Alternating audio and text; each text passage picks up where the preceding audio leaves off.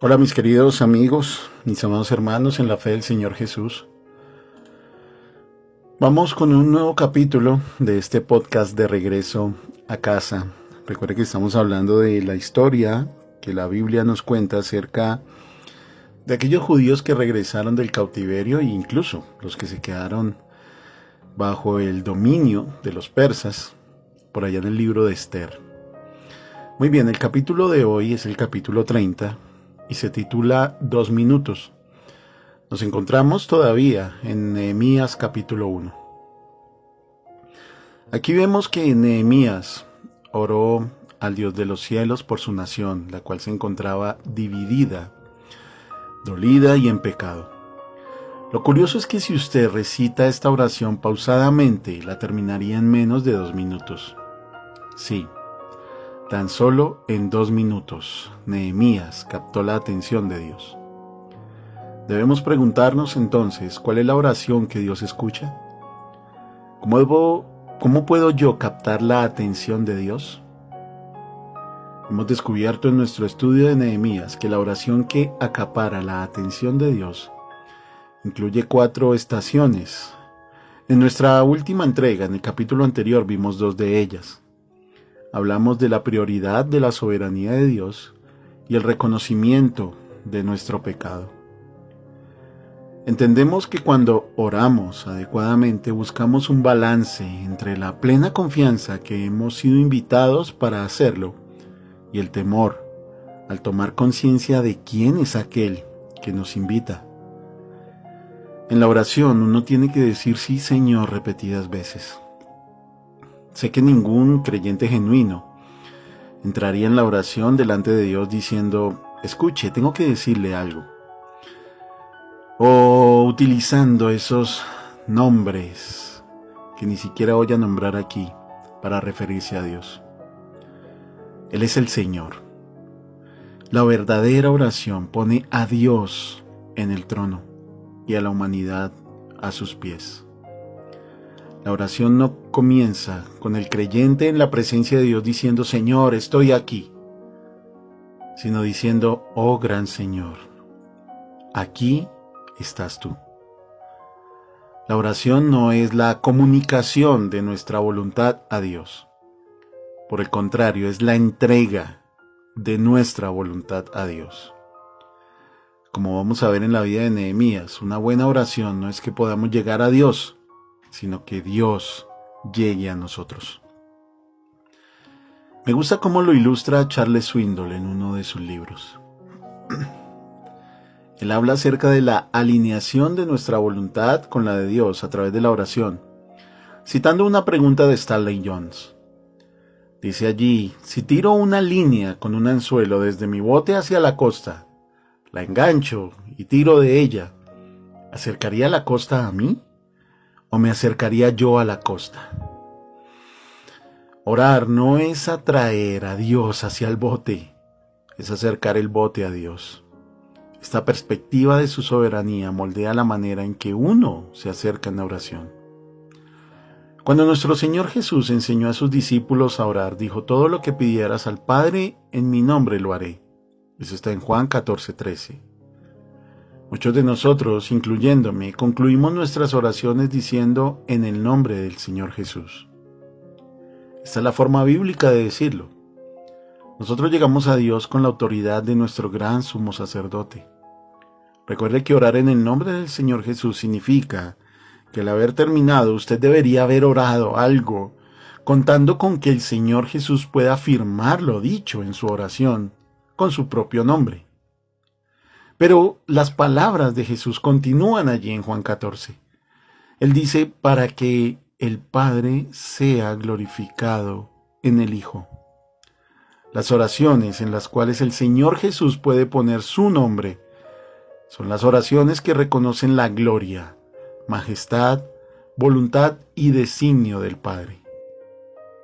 También es necesario aclarar que cuando alguien no reconoce su pecado en oración, Dios hace, por así decirlo, oídos sordos a estas oraciones. De hecho, la Biblia nos habla de 2 tipos de personas a las cuales Dios no escucha.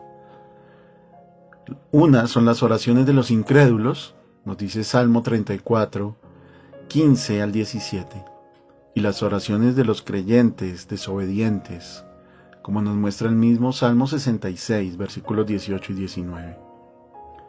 El engaño del corazón del hombre es creer que las personas pueden ser oídas por Dios, y a la vez rechazar la verdad del Evangelio de Cristo.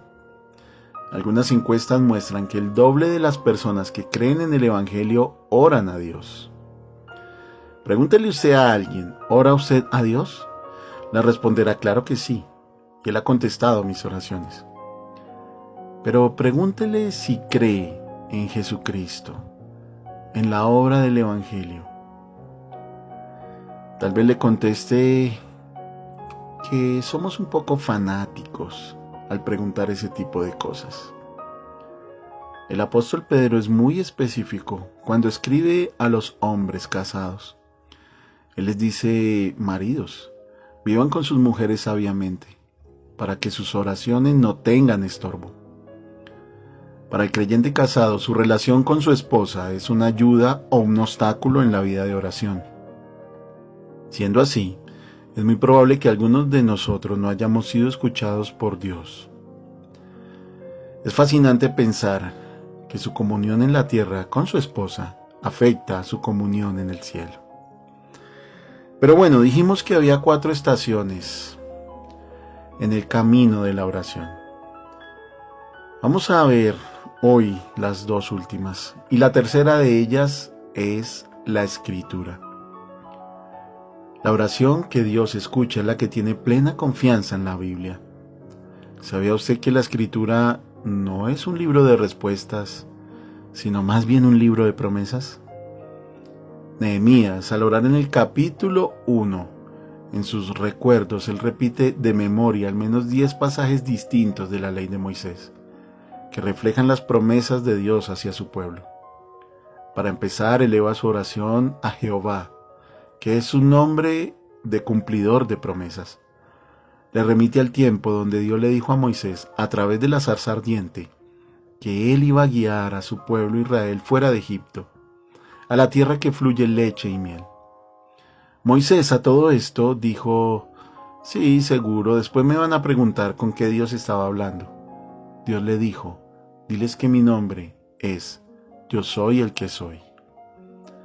Este es el nombre que Nehemías emplea, porque significa la naturaleza divina de un cumplidor de promesas. Entonces, en el mismo comienzo de la oración de Nehemías, él está diciendo sutilmente: tú eres el Dios que guarda las promesas del pacto. Pero no hay sutilezas en la siguiente frase. Nehemías ora: acuérdate ahora de la palabra que diste a Moisés tu siervo, diciendo: si ustedes pecan, yo los voy a dispersar por los pueblos, donde está citando Levítico 26:33. Prosigue diciendo: pero si se vuelven a mí y guardaran mis mandamientos y los pusieran por obra, aunque su dispersión fuera hasta el extremo de los cielos, de allí los voy a recoger y los voy a traer al lugar que escogí para hacer habitar allí mi nombre. Y allí está citando Deuteronomio 30 del 1 al 4. Poniéndolo de otra forma, Nehemías dice: escúchanos, Dios, tú que eres el cumplidor de promesas. Has prometido que si éramos infieles seríamos esparcidos. Ahora, ¿podrías prometernos, por favor, que si regresamos a ti, nos restaurarás en el lugar donde mora tu nombre? Eso puede encontrarlo en Deuteronomio 12:5. Luego Nehemías dice: ellos pues son tus siervos y tu pueblo, los cuales redimiste con tu gran poder y tu mano poderosa. Esta es una paráfrasis de Éxodo 32:11, donde Nehemías también intercede por el pueblo rebelde. La mayor parte de la oración de Nehemías es recitando o parafraseando la Biblia, lo que él tiene a mano, el Antiguo Testamento, las Escrituras de Moisés, algunos salmos y algunos libros de los profetas. En esta oración bíblica vemos que él está aferrado a la palabra y la palabra de Dios estaba aferrada a él. Yo le pregunto hoy, ¿qué tan importantes son las promesas de Dios para usted? Nunca se olvide que la razón por la cual usted cree que puede orar es porque la Biblia promete que usted puede hacerlo. Si pudiera oír a Jesús orando por mí en la habitación de al lado, no temeré a 1.000.000 de enemigos. Pero la distancia no hace ninguna diferencia. Él está orando por mí incluso en este mismo momento, desde el cielo. Esa es una cita de Robert Murray Machen. Nehemías sabía lo que tenía que decir porque él sabía lo que la palabra de Dios decía. Él tenía plena confianza en las Escrituras. La cuarta y última estación acerca del camino de la oración es la súplica humilde. Mire lo que dice Nehemías: te ruego, oh Jehová, esté ahora atento tu oído a la oración de tu siervo y a la oración de tus siervos, quienes desean reverenciar tu nombre. Concédeme ahora buen éxito y dale gracia a este siervo tuyo delante de aquel varón, porque yo servía de copero al rey. Es interesante ver que lo último en la oración de Nehemías es una petición. El capítulo 2 va a dar los detalles de lo que Nehemías tenía en mente. Pero ¿notó usted que en este versículo Nehemías se ofrece como voluntario para ser parte de la solución de Dios al problema en Jerusalén? ¿Nota usted que lo más emocionante de orar no es recibir una respuesta, sino ser la respuesta? Donald Campbell escribió lo siguiente en su libro Nehemías, el hombre a cargo. Abro comillas. Un artículo periodístico hablaba de un joven que llegó a Filadelfia desde Corea para estudiar en una universidad. Este joven se graduó y continuó estudiando una maestría en la Universidad de Pensilvania. Una noche se dirigió a la oficina postal para enviar una carta. Caminando por la calle se encontró con un grupo de jóvenes que lo acorralaron y le demandaban que les diera dinero. Como el joven no tenía mucho, los muchachos se enojaron y lo golpearon hasta matarlo. Un crimen horrendo. Más tarde, la policía de Filadelfia apresó a los delincuentes. El juicio captó la atención de los medios internacionales. La familia de la víctima viajó desde Corea para estar presente. Al concluir el juicio, estos delincuentes fueron condenados por asesinato. Y antes de que el juez dictara la sentencia, los padres de la víctima pidieron decir unas palabras ante la sala totalmente repleta. Estos padres se pusieron de rodillas frente al juez y le pidieron que les entregara a los jóvenes que mataron a su hijo. Ellos no comprendían el sistema judicial, pero eran creyentes y le pedían al juez que les permitiera llevarse a esos muchachos a Corea. Prosiguieron explicando que estos delincuentes necesitaban el amor de unos padres y el amor de Cristo, cosas que nunca tuvieron. El juez no tenía la autoridad para concederles esto. Les explicó que en la jurisprudencia norteamericana las cosas no funcionaban de esta manera. Si bien la petición de ellos fue rechazada, su testimonio brilló grandemente en un mundo oscuro. Hasta aquí la cita de Campbell. ¿Cuántos de ustedes se han puesto de rodillas ante el gran juez santo, ante el Dios de los cielos y la tierra, ante el Dios de misericordia y justicia, para pedirle por un mundo en ruinas? Las oraciones que están enfocadas en algo y no en nosotros mismos y nuestras necesidades, ni en nuestros problemas, ni dolencias. Las oraciones que nos ponen como voluntarios al servicio de Dios son las que hacen la diferencia. ¿Quiere usted hacer la diferencia? ¿Quiere usted ser parte de la solución divina para un mundo en ruinas? Espere un momento, porque va a necesitar toda la atención de Dios. Pero ¿sabe? La obtendrá a través de la oración, comenzando prioritariamente con la soberanía majestuosa de Dios. Luego pídale que quebrante su propio corazón para reconocer su pecado. Luego puede descansar plenamente en las promesas de Dios y por último, en humildad, entregarle una vida dispuesta. Oraciones así no tienen que durar 2 horas. Pueden ser de 2 minutos.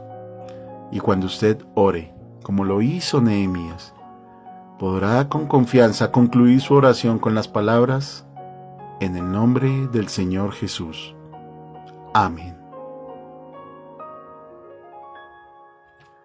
Gracias por su compañía en este día. Espero que estos audios, estos mensajes, sean de edificación para su vida y para aquellos que le rodean. Nos encontramos en una próxima oportunidad.